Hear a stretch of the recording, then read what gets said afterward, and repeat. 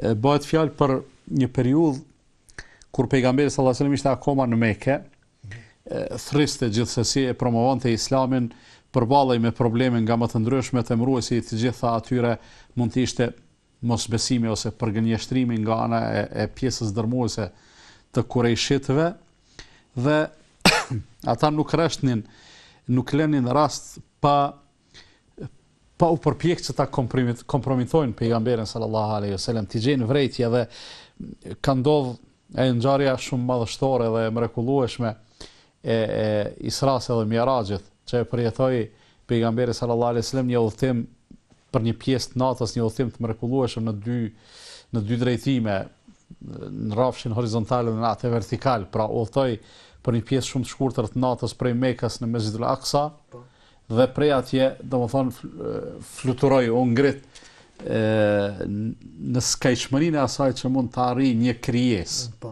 njeri apo jo njeri, që quhet Sidratul Muntaha. Perceptuan ata që gjithë gjykonin dhe edhe u kthye për një kohë të shkurtër të natës, dhe kjo gjithsesi për ata të cilët kishin mëdyshje, për ata të cilët e shikonin të dërguarin sallallahu alaihi wasallam gjithmonë me sy të dyshimit ose me inat, se nuk kishin vetëm dyshimet, po ishte edhe inati, ata mezi presnin që i dërguarit fliste sipas tyre të pretendonte diçka të këtillë. Hajde, për tokë je duke fol, ama ke shku në qiell për një pjesë të shkurtë natës, kjo vërtet është e çuditshme. Dhe filloi propaganda, kur pejgamberi sallallahu alajhi wasallam filloi ose u tregonte njerëzve se ka ndodhur ky udhëtim i mrekullueshëm, dhe sikur të mos ishte i mrekullueshëm, atëherë s'do të kishte rëndësi, do të ishte si çdo udhëtim i rëndom, s'kishte pse e shënon historia. Padyshim. Dhe filluan ata me propagandën e tyre, këto që e takonin me i thonë çka po fletaj. Domethënë ç'tash më e ka tepru. Dhe takohen me Abu Bekrin, përpiqen me një lloj propagande të ulët që t'i arrin dy synime. E para të përgënjeshtrojnë pejgamberin sallallahu alajhi wasallam, e dyta të vënë në mëdyshje sinqeritetin ose vërtetësinë e tij tek Abu Bekri. Dhe i thonë Abu Bekrit, i cili në ato çaste akoma s'kishte dëgjuar çka ka ndodhur me pejgamberin sallallahu alajhi wasallam.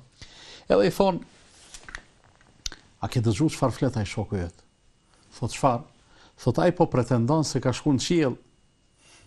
Thot: "Si ashtu?" Thot se brenda një pjese shumë të shkurtë, kufizuar të natës, ka shkuar dhe është kthy. Abu Bekri kishte një reagim shumë interesant. Po, cili ishte ai? Thot: "Unë akoma nuk e kam takuar dhe nuk e kam dëgjuar prej tij, mirë, po nëse ka thonë kështu, atëherë vërtet ka shkuar." Do të thonë, nëse ai ka thonë kështu, atëherë nuk është pretendim, është një e vërtet e pamohueshme, edhe unë e besoj absolutisht se mundet me ndodh.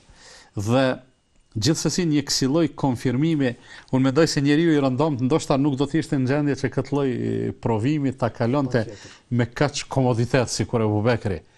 Por ja që ai tha, nëse e ka thonë pejgamberi sallallahu alajhi wasallam, pse mos më qenë e vërtet, kur ai është i përzgjedhuri dhe i përkrahuri i Allahut fuqiplot. Do thonë na besojmë mbindshëm se Allahu e ka atë forcë dhe atë mundësi për me e bën një gjë të tillë.